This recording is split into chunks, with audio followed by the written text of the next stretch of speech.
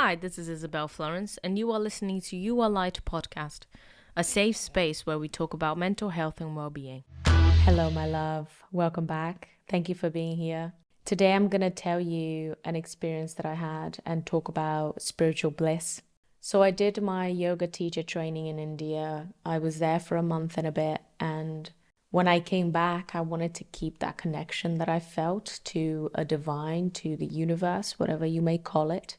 When I was there, I was meditating for many hours in the day. I was doing a lot of yoga and singing mantras. I was connected to people that were really into spirituality, and going back to London was a shock. So I went after experiences where I could feel some of the things that I felt in India, connect to people that were similar to the people that I met there. So I decided to go to a talk in the Royal Albert Hall by Sri Sri Ravi Shankar.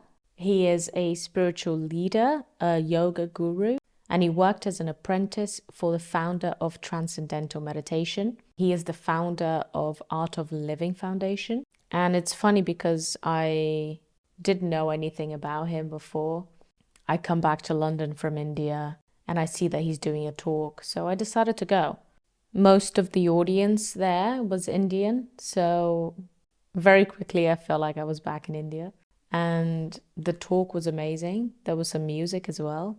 And at the end, we did a meditation together. And this is a meditation I will never forget in my life.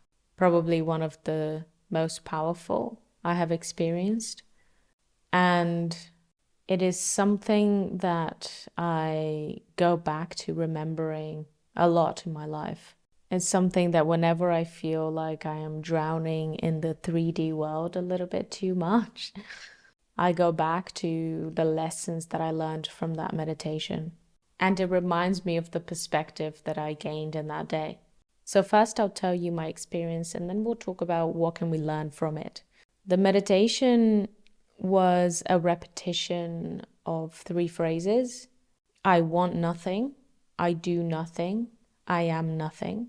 So we just kept repeating these phrases and closed our eyes and focused on these words and on the breathing, and something very magnificent happened. I remember feeling something that I can only describe as utter bliss.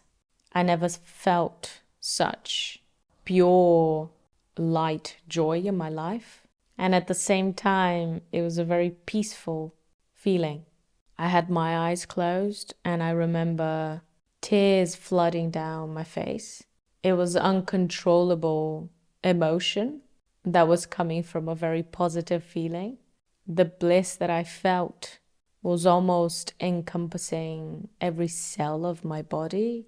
I realized at that moment that I had everything that I needed, that I was everything that I needed, and everything that I needed to be was just myself. It was a really powerful lesson, and as I felt such bliss, the lightness came over my being so much that I, from where I was, started to feel like I was levitating. And from above, I saw my body, my physical body. It was a really special moment, one of the most special moments of my life. And that bliss carried out for months. I had a huge smile on my face for so long after that. It is a feeling that is quite difficult to explain because it is so expansive. I can't put it into words. How light, how joyous, how euphoric I felt. It was really incredible. And the most beautiful part of it is that it's such a simple lesson, such simple words, but that had an immense impact on my being. I also truly believe that when you're in a crowd, the power of connection to a divine is a lot bigger. And with him there, with Sri Sri Ravi Shankar present and guiding us, it also made the experience more profound.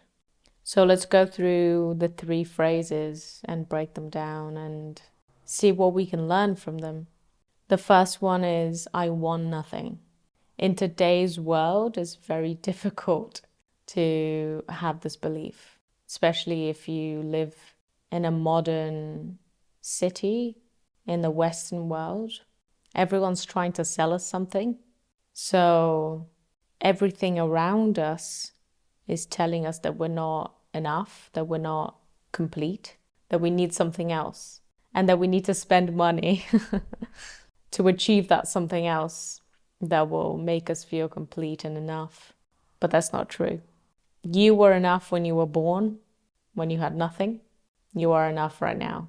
No matter how many things you have, how many people you have in your life, how many things, how many jobs, what kind of jobs, how much money you have in your bank account. Being who you are is more than enough. So to want nothing in this society is a rebellion. It's a beautiful rebellion, and one that we should all be practicing. It is extremely difficult to want nothing for the full day. So maybe sit down and for 5 minutes try to not want anything. Repeat to yourself, I want nothing, for just 5 minutes. And maybe you see how complete you feel at the end. The second phrase is, I do nothing. Again, very difficult to try to achieve in today's society. Power and money and praise is given to those who do a lot nowadays. So again, to do nothing is a rebellion. I find it very difficult sometimes, especially when I am, as I said before, engulfed by the 3D world, not connected. But to do nothing is to be, and to be is to live. You cannot live your life fully by just doing.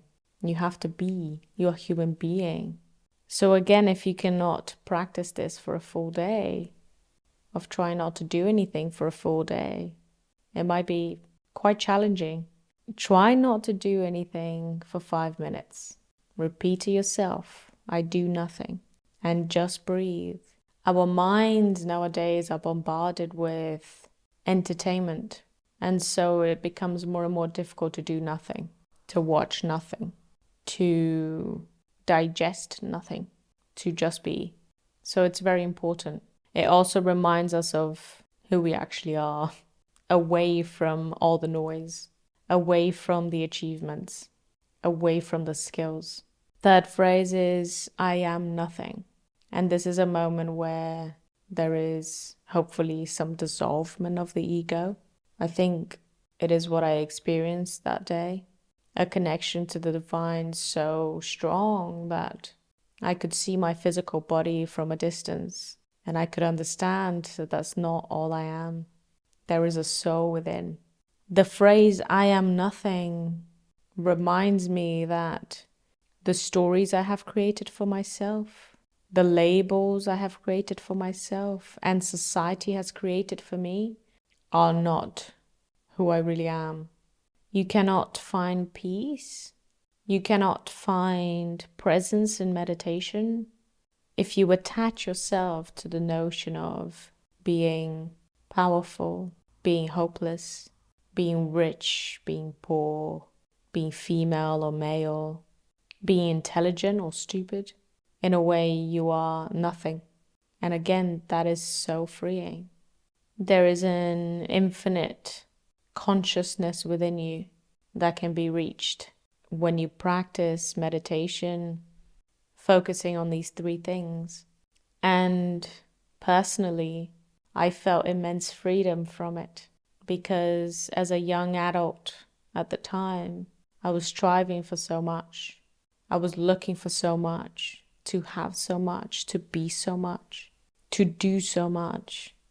A few moments where I was able to do nothing, to be nothing, to want nothing, was incredibly powerful, incredibly peaceful, and so blissful.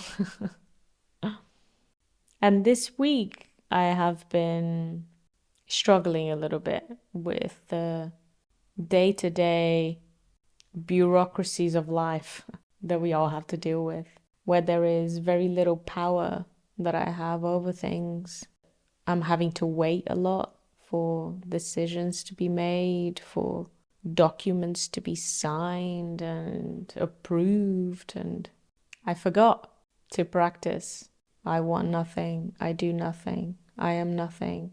So here I am reminding myself to stay within this freedom, to remember that I want to achieve but do not want to attach myself to the results, to remember that life is about so much more than documents signed and cars being fixed and finding houses to live, getting visas in different countries. All these things, they need to be there for the order of society. But I want to focus on the love, I want to focus on the light, and I want to focus on the bliss that I felt that day, that I know is still within me. I just forgot to look. So here I am reminding you to look at the bliss this week. Whatever your bliss is, whatever your freedom is, whatever it is that connects you to the divine. I love you very much, and I'll see you next week. Bye-bye. Thank you so much for listening. All the links are written down on the show notes, as well as resources for anyone struggling with their mental health. Don't forget to subscribe so you're notified when we release new episodes. Also, feel free to share our podcast with your friends and family.